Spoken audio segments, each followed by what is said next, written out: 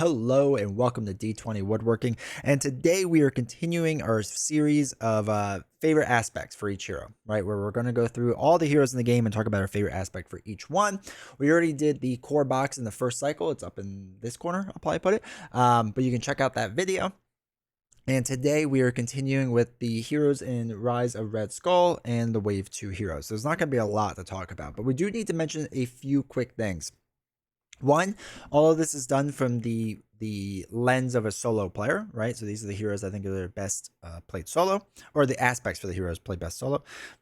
And two, this is also not necessarily the best aspect for that hero, because as I stated in the first video, a lot of them would probably be justice cards or justice aspect heroes, which makes it a pretty boring video. But this is just my favorite aspect as of right now playing them. So I also want to mention that there are two different heroes that I'm not great with and I don't play a ton of, I realized, and so I don't necessarily have a favorite aspect with them. And the very first one is one of those heroes, and that is Hawkeye.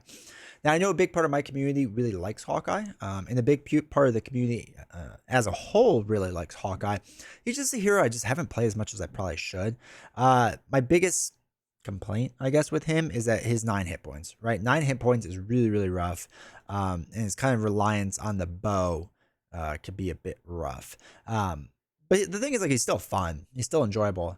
People have really recommended that you have to play him leadership, which I tend to agree with, because you need as many chump blockers out there to kind of help you out, right? To help you out, because if they're not out there, man, you can only take so much damage, and it's not a lot. So Hawkeye is definitely a hero I think I want to play more of, and I want to try to figure out more fun and interesting things to do with him, because as of right now, it's basically I like him in leadership, and that's kind of boring, really, truth be told. It's kind of boring. So anyway, that's the very first one is Hawkeye. Moving on to the next is Spider-Woman. Now, Spider-Woman I used to always kind of play as a aggression justice build, because those are the two aspects that I think like pair really well with heroes to get that damage and to keep the threat down. And ever since the Web Warrior cards have come out, Spider-Woman's kind of become another version of Spider-Man, where I focus on Web Warrior stuff. So for example, this is just a really quick deck that kind of shows what I've been kind of doing with her recently, or at least somewhat recently. And the idea with this deck is that we want to use Make the Call, right, to get in Spider-Man. Spider-Man is such a huge hero and so helpful. And the way you really get him in is or one of the ways with all the other Spider-Man cards is Warrior of the Great Web, right, to become the Web Warrior trait.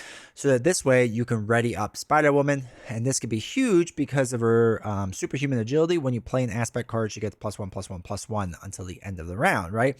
So if you could play 2 different aspect cards and get Spider-Man to ready you up, right? You're swinging for 3 and then possibly another 3, or thwarting 3 and possibly another 3. Like, it could be really good and really helpful. So Spider-Man has been kind of a huge card for her, really super helpful. And in general, she's really strong. So this is the way I've been playing her recently, is leadership and justice combined. I've liked it. I've enjoyed it. I think it's pretty good.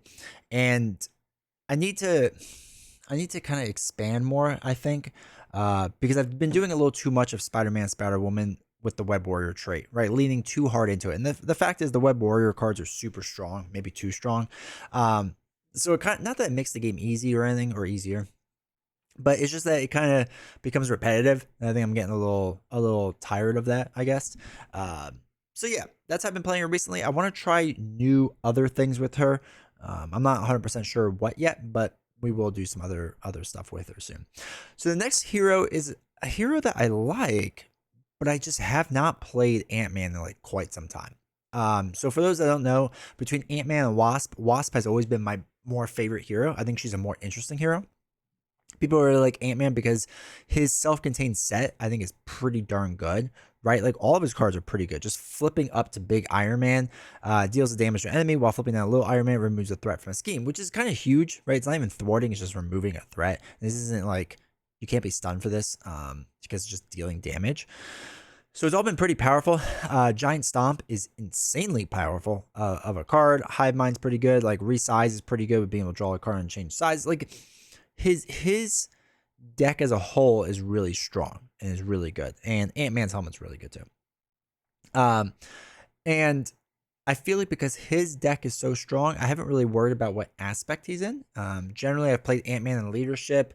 I've messed around with Justice Ant-Man and Aggression Ant-Man. Probably Leadership and Justice are the two aspects I play him the most in, because I don't really defend with him that much because he's got a decent amount of health, so I don't worry about it too much. But yeah, it's one of those heroes that I want to do more of, I think, in the future, because again, I focus so much on Wasp and not Ant-Man. That's kind of a shame. So that part kind of stinks. But yeah, I still like him as a hero, and I guess I would go with Leadership as what I enjoy.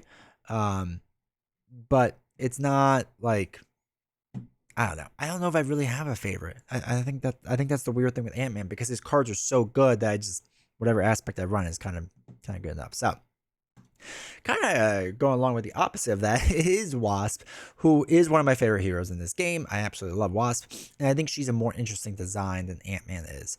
I like the way that she works, where basically um, small her is the damage dealer, right, while big her is kind of the thwarting side, right? It's like almost like Ant-Man, but in reverse, which I thought was a cool design choice. So the way I like to play her now is aggression mostly. And because what I do with Nadia that I really like is with Wasp, after Wasp or an event you play defeats a minion on a side scheme, deal 1 damage to the villain, which is always kind of cool to kind of like get into. So I like to do obviously surprise attack with her. If you do Scott or Ant-Man with aggression is also a really good card. But one of the things I will do is, where is it? Moment of Triumph. One of the ways to easily heal with her, or more easily heal with her, right, is to get minions into play. So I use cards like Angela or whomever. I'm sure there's other cards you could do, but you get a minion into play. And I have a card like Follow Through that increases excessive damage, right? And then I have something like, where is it? Pinpoint Strike, right? So that when you're tiny, it now does overkill, so it hits the villain. But on top of that, you can use Moment of Triumph, where after you attack and defeat an enemy, heal 1 damage from your hero for each point of excessive damage dealt to the enemy by the attack. Right, so basically, if you have like a 2 health minion out there, and you use Pinpoint Strike to deal 7, plus you're in tiny, so it does 8, and it gains overkill, so 6 is going to hit onto the villain. Then you do Follow Through, so it's really 7 would hit onto the villain. And then you could do Moment of Triumph to heal 7 on top of that.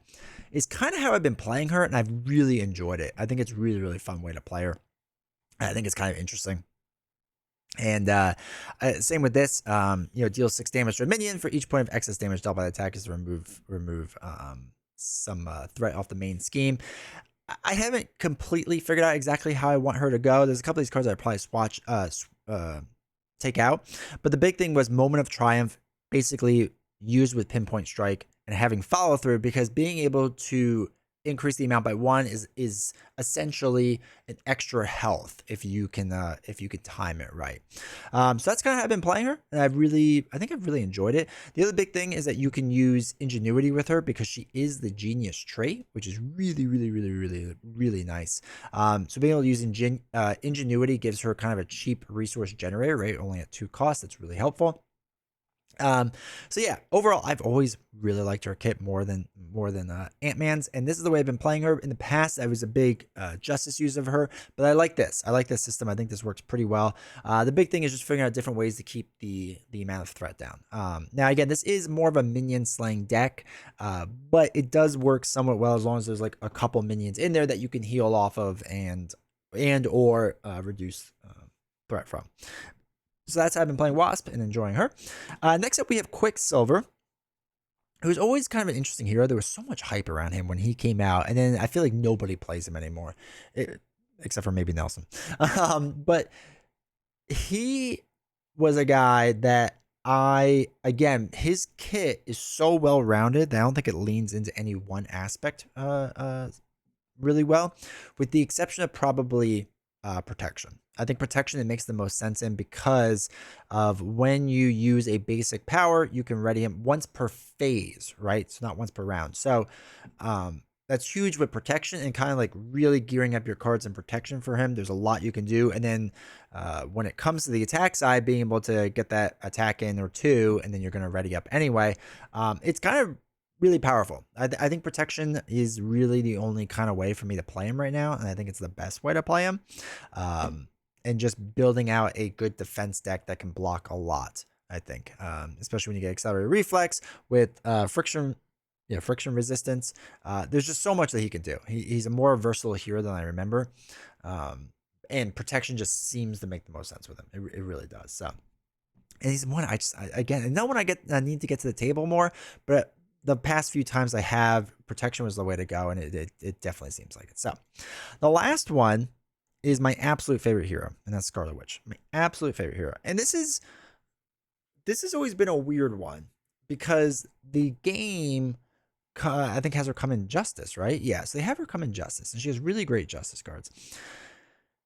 And I have sure enjoyed her in Justice. I think she works well in Justice, and I've played it, and it's cool. It's fine. I kind of like her in Aggression. I'm not gonna lie. I really enjoy Aggression, even though she already has so much attack. I tend to want to rush through with her more so than other heroes.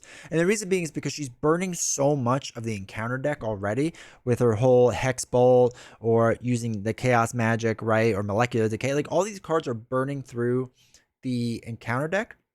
So because of that, I want to kind of go a little bit faster, right? And even though she already has a ton of damage, I need to do more, essentially. And Hexbolt, I think, does a pretty darn good job, especially when you pair it up with her crest, right? Because her crest lets you change the boost count. Now, 1 to 2 boost icons is generally right around where it's going to be. So it lets you get to 1, which is pretty easily remove 2 threat from a scheme. Hexbolt removing threat isn't too bad. She already thwarts for 2, which I find strong enough, right? To be honest, pretty good for her. And everything else past that, I just kind of focus on attack with her. I just go heavy with it on aggression. I really do. And it seems to work best for me. And Magic Shield's really helpful in just getting that shield up there, preventing 3 of the damage, which is huge, which lets you kind of keep rocking and rolling, right? So I know a lot of people in this space like to do more build out stuff and, building out a hero and taking rounds. Scarlet Witch to me is my old way of playing, which was being more aggressive, right? Was kind of rushing through it. And I feel like this is why a lot of people don't like Scarlet Witch that much anymore, is because a lot of the heroes nowadays, it seems like you do want to build up, not all of them, but a lot of them, you want to build out more and more and more, and you get stronger and stronger. And I don't know if that's necessarily the case with Scarlet Witch. Obviously, she gets stronger, yes, but the issue I see is that she is burning through that encounter deck so fast that the acceleration tokens getting on there is just gonna kind of hurt in the long run, and she can't thwart enough unless you were doing Justice, but you would only do Justice to kind of really make it easier in the long run to remove threat. I don't know. It always feels like a weird, I guess, catch-22 thing. So for me, I enjoy her in aggression a lot. I don't have necessarily a build because I'm working with some different ones right now. Plus, she's a Mystic, so you use a lot of the Mystic cards. But I really do like her in aggression. I think it's the way to go. And I think pushing a bit harder than you normally would is the way to play Scarlet Witch, I think. But yeah, that's how I've been playing her. That's how I really liked her so far. I do need to try some other stuff with her. I don't know what, though. I think I need to try some other stuff. So anyway, so that's everyone in, what is that, wave 2. Let me know your thoughts about each of these heroes, right? We have Hawkeye, Spider-Woman, Ant-Man, Wasp, Quicksilver, and Scarlet Witch. How do you like playing them? What aspects do you like for them? And whatnot. Let me know your thoughts down in the comments. And while you're down there, make sure the like button, hit subscribe. I would really appreciate it. It really helps out. And next we'll be doing wave 3, which is gonna be a tough one because that's the Guardians wave. And I think that's another wave. There's like some heroes I haven't played a lot recently, which is no good. Oh well. Anyway, I hope you enjoyed this video. I really enjoyed making this stuff. I think this is a pretty cool way of doing it, and it made me realize too that I need to go back and play some more of these heroes because it's been a little too long for some of them. So anyway, appreciate you watching and take care.